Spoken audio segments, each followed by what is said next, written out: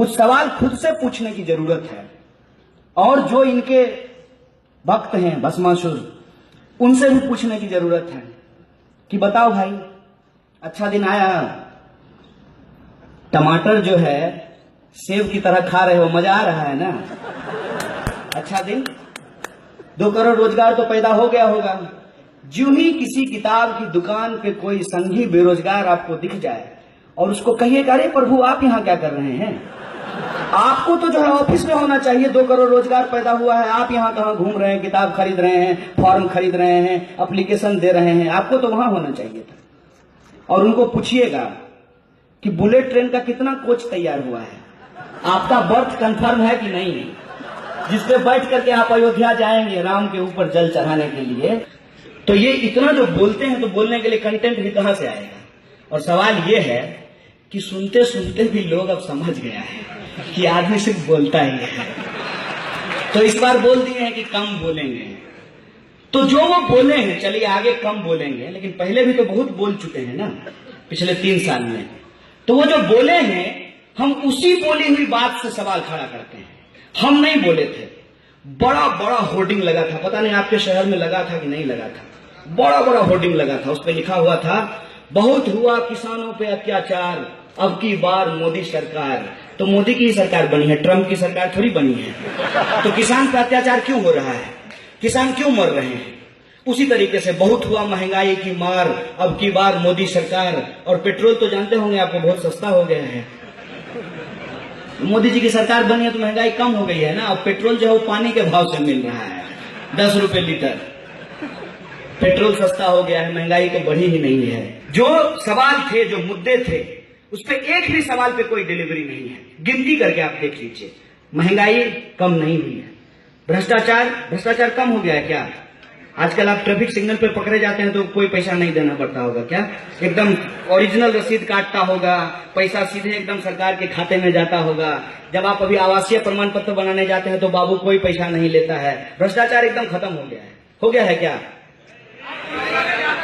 अच्छा, मतलब नहीं हुआ है तो सिर्फ हम अकेले नहीं बोल रहे हैं ना, इस देश की जनता समझ रही भ्रष्टाचार कम नहीं हुआ है। और 2G 3G का नाम खूब लिया गया था, तो सुरेश कलमाडी तो जेल में होंगे और बाकी सारे लोग जितने ऊपर लोगों के ऊपर आरोप था वो सब तो जेल में होंगे। उसमें से आधा भाजपा की टिकट पे चुन करके मंत्री बने हुए हैं। रीता बहुगुणा और उनका भाई वो भ्रष्टाचारी था जब तक था बीजेपी में, कांग्रेस में था, अरे वो बीजेपी में ही था, जब कांग्रेस में था तब भी बीजेपी में था। इस बात को समझना बहुत जरूरी है। मैं क्यों कहता हूं कि ये विचारधारात्मक लड़ाई है, ये बात मैं क्यों बोलता हूं? झंडे का रंग देख करके कंफ्यूज मत होइए। विचारधारात्मक लड़ाई इसलिए है कि एक तरफ अवसरवाद है। अगर टीवी में दिखाने वाली बात हर बात सही है तब तो फेयर एंड लवली लगा लेते हैं, हर कोई गोरा हो जाएगा। तब फेयर एंड लवली लगाते हैं, हर कोई गोरा हो जाएगा। टीवी में दिखाने वाली अगर हर बात सही है तब तो बात यह भी सही है कि जब आप पतंजलि खाते हैं तो आप राष्ट्र सेवा करते हैं। टीवी में दिखाई जाने वाली हर बात सही नहीं होती है। टीवी में जो लोग दिखते हैं और दिखाते हैं वह भी एक धंधा है, वह भी एक धंधा है, वह भी एक प्रोफेशन है। और आजकल तो सबसे बड़ी यूनिवर्सिटी व्हाट्सएप है।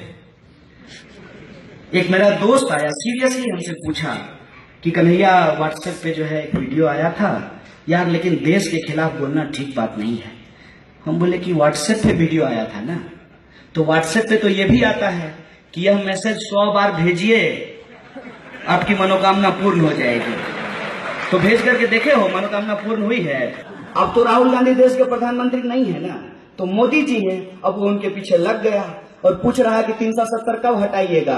अब तो राष्ट्रपति आपका, उपराष्ट्रपति आपका, प्रधानमंत्री आप खुद ही हैं, बताइए 370 कब हटाइएगा और राम मंदिर कब बनाइएगा? इनके पास अब जवाब नहीं है। इनके पास जवाब इसलिए नहीं है क्योंकि अभी भी ये लोकतंत्र को पूरी तरह से खत्म नहीं कर पाए हैं। लोकतंत्र को पूरी तरह से खत्म नहीं कर पाए हैं, तभी तो शहनवाज हुसैन को अपना दामाद बनाए हैं। ये सवाल है कि नहीं है? तो ये समझते हैं कि भाई थोड़ा जल्दी है, इसीलिए इनके सारे कार्यक्रम और उनकी योजना जो है वो 19 में खत्म नहीं हो रही है, 22 में खत्म हो रही है। क्योंकि 22 के बाद 25 आएगा और आरएसएस ने इस देश में घोषणा किया है कि जब आरएसएस की स्थापना का 100 साल पूरा होगा, हम हिंदू राष्ट्र की स्थापना करेंगे। अब एक बात हम लोगों को समझना है कि क्या सच में हिंदू राष्ट्र की स्थापना करेंगे? सरकार की जिम्मेवारी क्या है? सरकार की जिम्मेवारी यह है कि आपके टैक्स के पैसे से वास्को डी गामा की तरह दुनिया का चक्कर लगाएंगे और वहां पे अंबानी और अदानी का धंधा सेट करके आएंगे।